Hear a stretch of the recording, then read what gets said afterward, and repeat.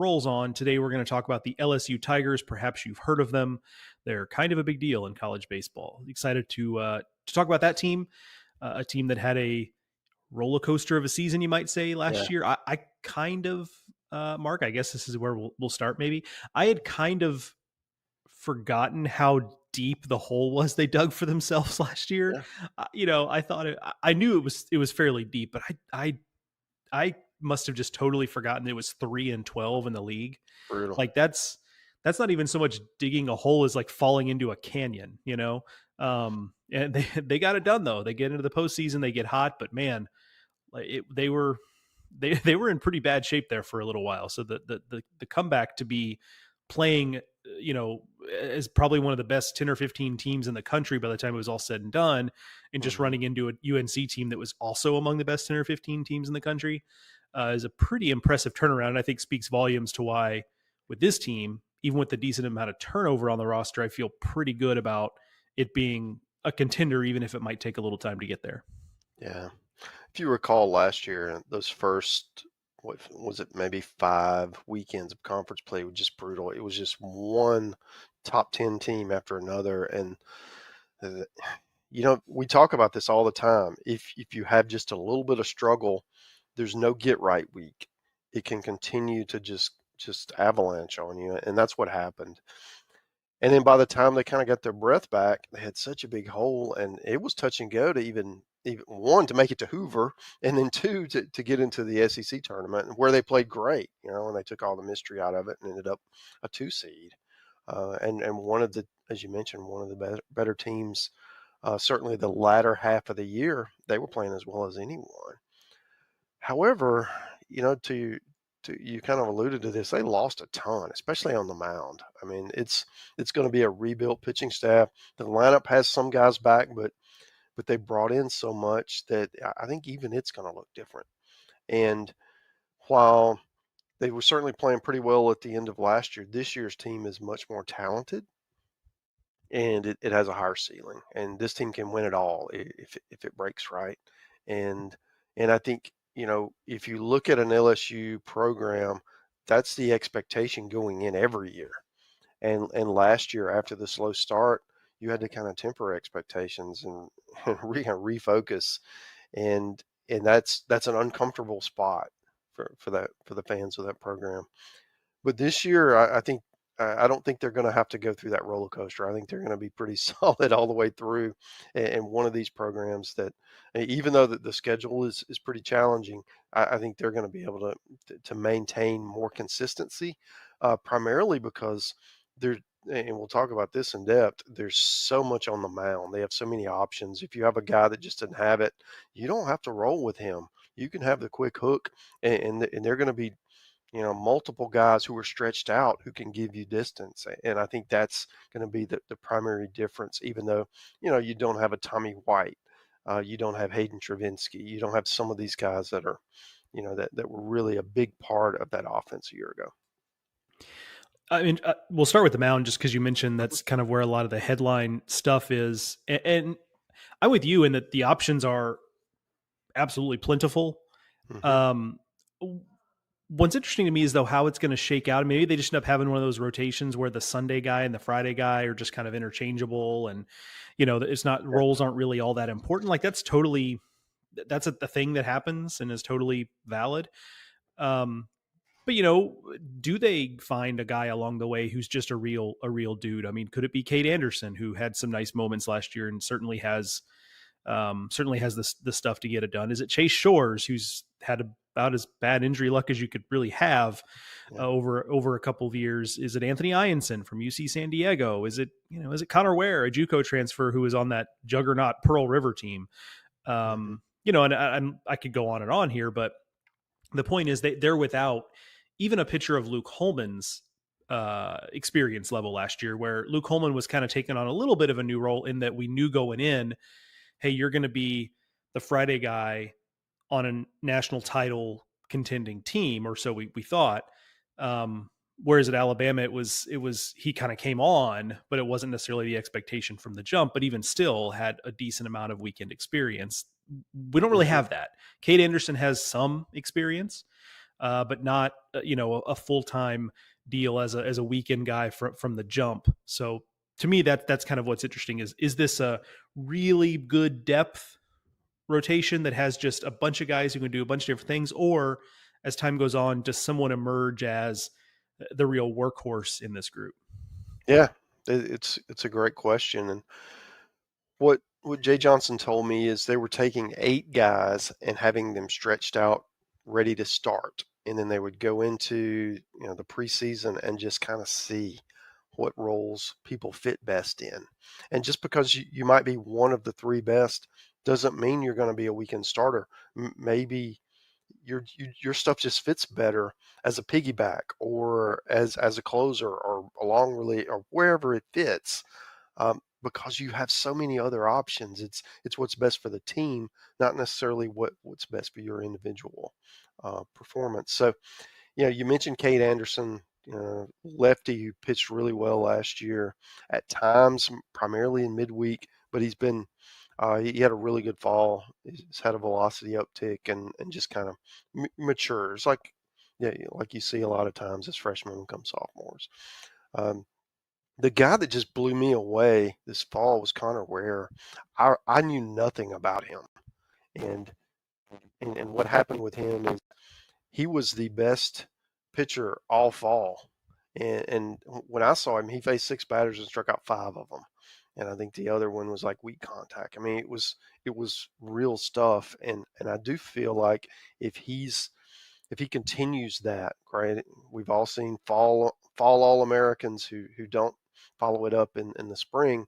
But if he continues on that, I mean, that may be the guy you're talking about, right? Who just elevates and becomes the feared arm that the Arkansas have and that Florida has had in the past, and Tennessee and LSU certainly had them too. Some Skeens guy, but I do think that with that, the other one to look at would be William Schmidt, first round talent. A lot of people felt like that was going to be his path, and he's at LSU.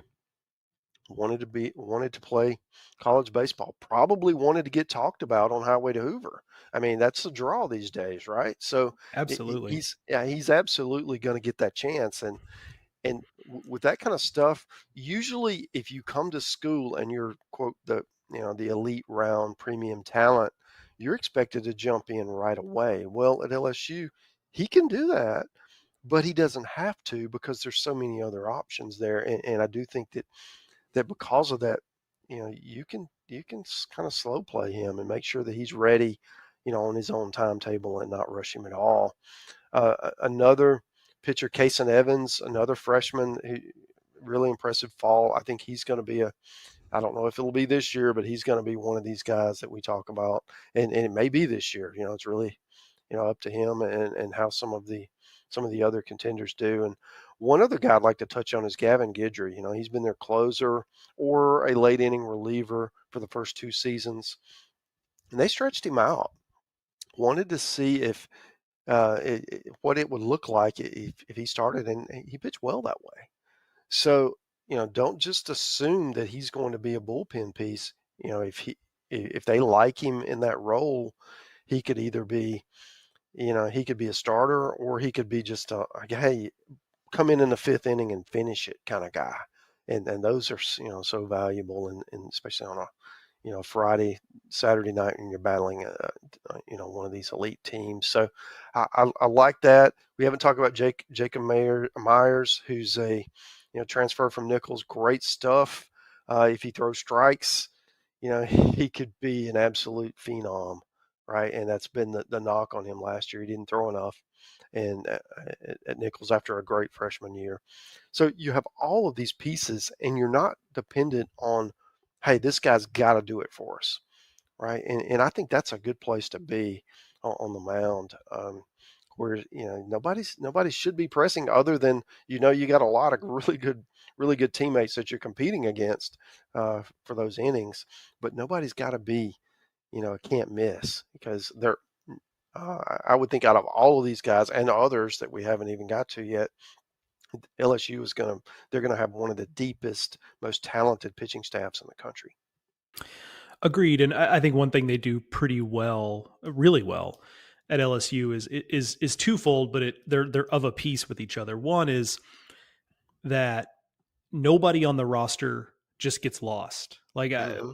I think with some coaches, and look, to each their own, but to some coaches, okay, they've got their roster limit, but then they're really only using 20, 22 of those guys Hmm. total, right? Um, well, LSU is a place where, look, it might not look great in February, Right. but chances are you're going to get another shot at some point. And Yeah. look, sometimes it just doesn't take. Cam Johnson last year is a good example, but they still kept trying him. Hmm. Like they would kind of cycle back through and give him other shots. And so I do appreciate that about them, and I think they do a good job of that. Is like Yeah. the entire roster is available at any given Yeah. moment. And then I think relatedly is they do a really good job on the pitching staff of understanding what each pitcher does best and putting them in the role to succeed that way.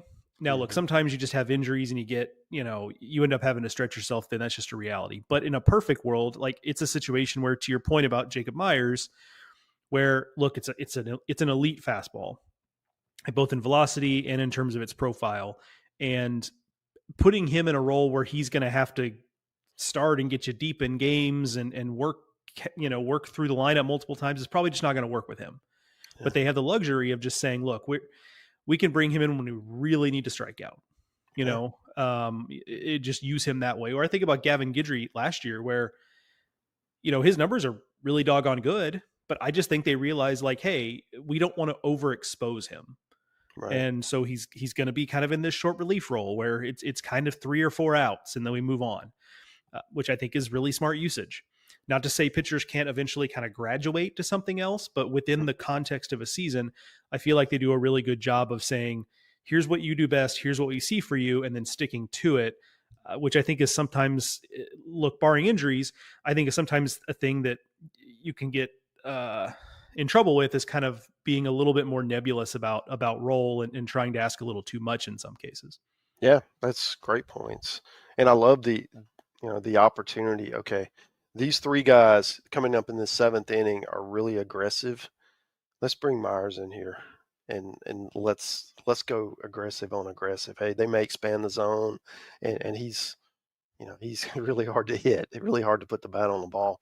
The other point I want to make on the pitching staff is you have a lot of these high ceiling guys that we've talked about, but then you have the Wofford transfer, Zach Cowan, who's I would call him a high floor guy, right? You know what you're going to get. Maybe he's not going to strike out the side. Of course he could, but I think he's not going to get you beat. He's going to come out there and eat some innings and get outs. And there's certainly in any pitching staff that's a valuable commodity. So I'm eager to see what his role ends up being as one of the. He was one of my best pitchers in the SoCon. What does that translate to? When you're pitching on a staff with all these other great pitchers. Let's unless you have something else in the mound, Mark, let's go ahead and Yeah. transition to the position player side of it. I think you can say a lot of the same things about the position player side, although there's a little bit of a caveat here, and there are a lot of young freshman talents here. We can talk about those guys. I'm sure we will. But what's interesting to me about this group for LSU is that I think they also have a good handle on, in this era of college baseball where it's pretty offensive, especially in the SEC. Like you just have to have guys who maybe aren't elite athletes and maybe aren't prospects, but they can just slug, right? And I think of Mhm. Luis Hernandez, who, like, from Indiana State, who may or may not be able to catch. We'll see. Maybe he's just a DH only guy, but man, he is physical. Yeah. And I think there's just something to that, right? Um, this is a little bit of a different example, but I think there's also something with Chris Stanfield from Auburn where it's just like, he didn't live up to some of the expectations at Auburn, especially last year, but like he's been in the league, he's played 100 some odd games in the conference, and Yeah. he's someone who's not much like Michael Braswell. He's who they brought in prior to last season. He's just someone who's not going to just lose his composure because he's never played in front of 10,000 people before. Mhm. And I think that's valuable. And then relatedly, I would say I think Braswell is a good comp for Stanfield, not in terms of player skills or anything. I just mean in terms of a guy who left an SEC program, was kind of disappointing in that first stop, then got to LSU and just got markedly better. It's a little bit like when the Tampa Bay Rays trade for somebody that you're not really like aware of or sure of, like that you're like, well, if the Rays like him, he's probably better than we think. And with, I have to think there's something there with Stanfield, because look, I was pretty down on Braswell a year ago. I was like, why is this Mhm. a fit for either side? And he totally outplayed my expectations. Like kudos to him, obviously, like the outstanding season. And then with Chris Stanfield, it's one of those deals where I just have to wonder if like, oh, is this actually going to be the breakout for him, because he's in a program that just has this track record of being able to develop hitters that way and bring out the best in them. Yeah. Stanfield is going to be an interesting study for them this year because he does give them that agitator at the top of the lineup. All right. Once he gets on base, he's there. Okay. So and that's something LSU doesn't always, maybe they don't need. All right. But it's nice to have it. And I do think that he can give you that. The other thing I wanted to hit on there, I really like Cade Aaron Beatty, the freshman catcher. If I'm sure Hernandez is going to catch his share, but they're in really good shape defensively, and he's hit from all indications. Aaron Beatty has during the fall and then early on. So I think he's going to be a guy who plays a lot. Maybe he's just too good to sit. Um, and if that's the case, then that's a great deal, right? You have Hernandez who can also catch, and he can DH when he's not catching. Big year for Jared Jones, sort of like Hunter Hines that we talked about from Mississippi State. Uh, Jared Jones, we expected to be in pro ball right now, and it didn't happen. Draft eligible sophomore, he's back for his junior year. Just a monstrous human being. Big, tall, strong. Just he looks like a football player, or as we wrote in the snapshot, a superhero. Right? He's just kind of larger than life, and he can really, exit velocities are unreal.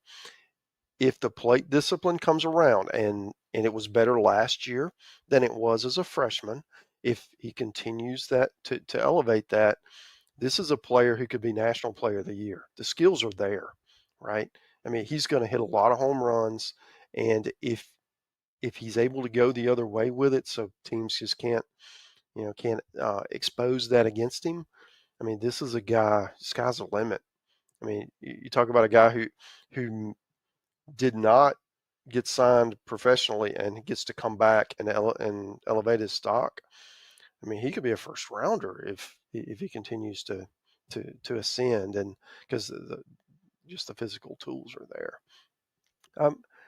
Another place I wanted to go here is Jake Brown.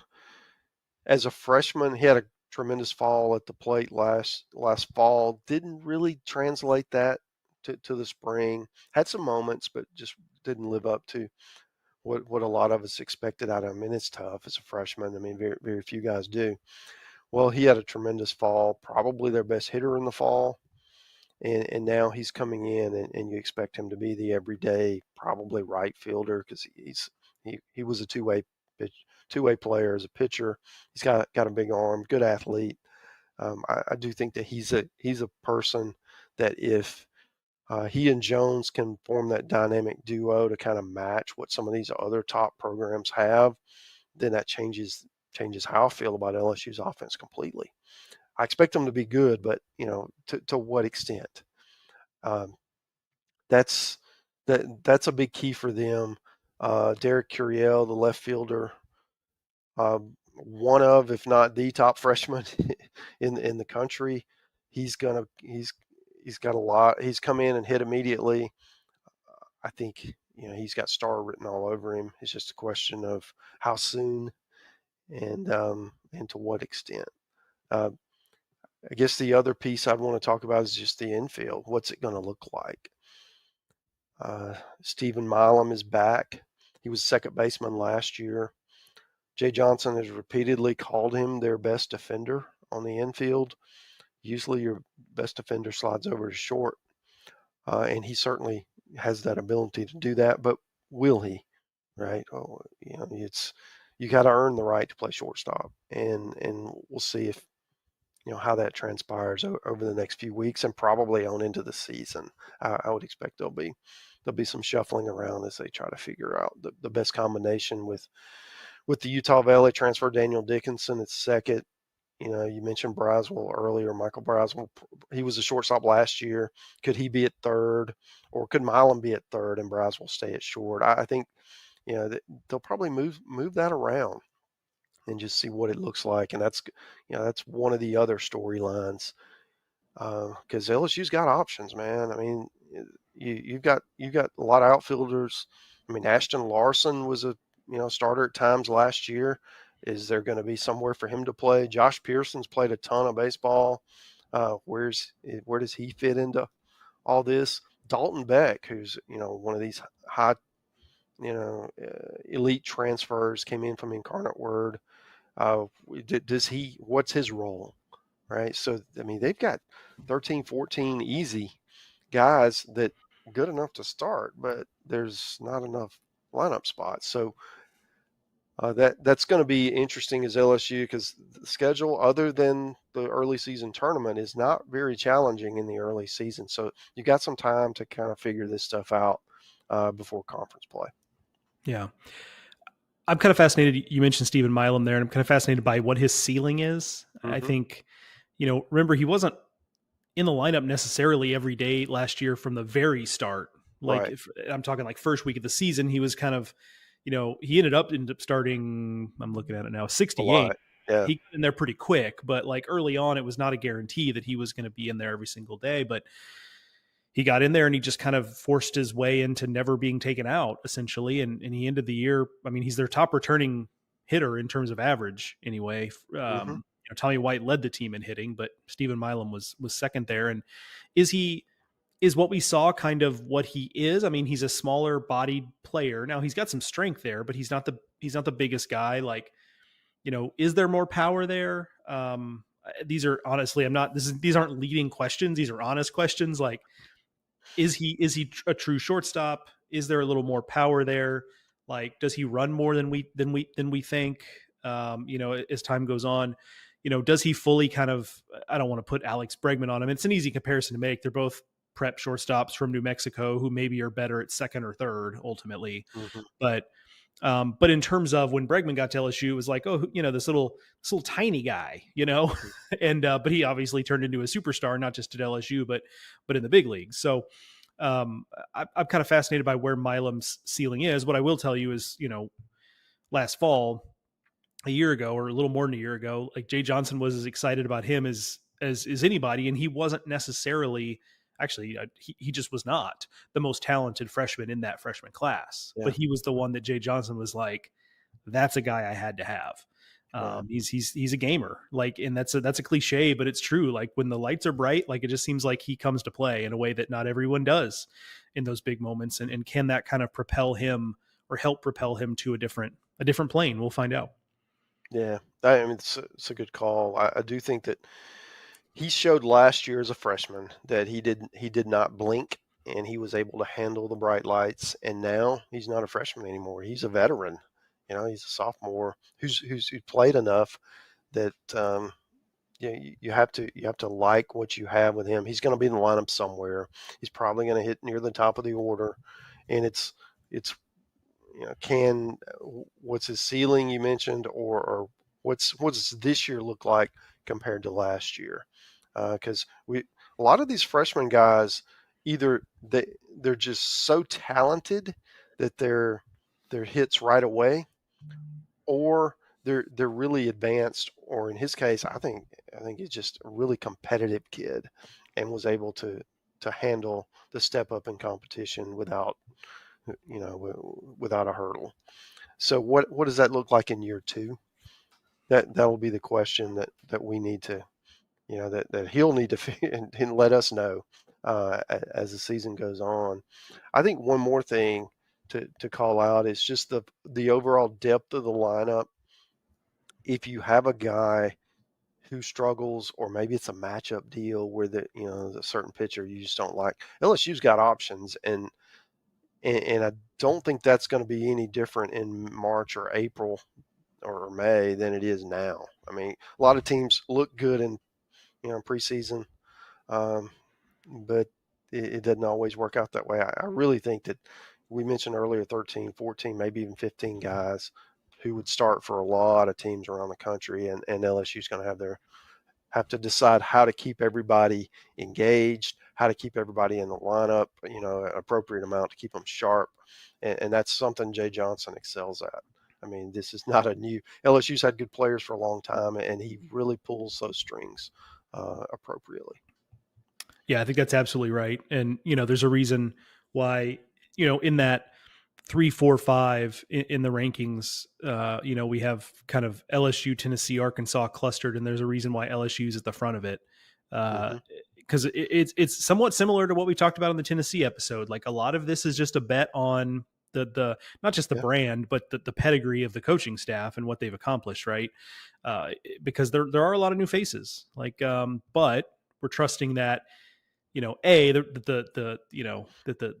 the recruiting experts aren't just wrong about the evals on those guys, and that the coaching staffs aren't, there too many people would have to be wrong for there not to be like some real breakout talents there that are going to be a big part of things in 2025. So should be another fun year in Baton Rouge. High expectations as always, but that's just par for the course, and looking forward to seeing what it looks like on the field this spring. So that is an episode there. A couple plugs. We will continue on with this series. So if you're an LSU fan just jumping in here, we invite you to stick around and hear a little bit about your brethren here in the SEC. We've already done a bunch of episodes coming from Vanderbilt all the way down the alphabet. We're now just past the midway point in this. So we still got some more to go. So hang on for the series if you're interested in that. Make sure you're subscribed, or 5 stars or a thumbs up or whatever it is on the podcast app of your choice. We really appreciate you guys doing that. I'll renew my offer that if you leave us 5 stars on Apple Podcasts and leave a comment with a question that you have for Mark and I, whether team specific or college baseball generally or SEC, whatever it is, we will answer it on the podcast. So you can go ahead and do that. Just make sure you leave 5 stars. And then finally, use code PREVIEW25. That's a brand new code we have out today as we record this. PREVIEW25 to get 25% off any subscription package at d1baseball.com. And honestly, there really has never been a better time for the SEC Extra package, because not only are you going to get all of our preview content, which is all over the website, but also we just launched ACC Extra. And if you sign up for SEC Extra, you get ACC Extra for free. The opposite is also true, but obviously this is an SEC podcast, so we'll lean that way. Yeah. So you buy one, you get the other, you get to, maybe sample a little bit of the content that Bradley Smart and Aaron Fitt are spearheading over on the ACC side. It's been fantastic stuff so far. So check all of that out. All right. Thank you to Mark, as always, for joining me. Thank you, the listeners, for listening, and we'll talk to you soon.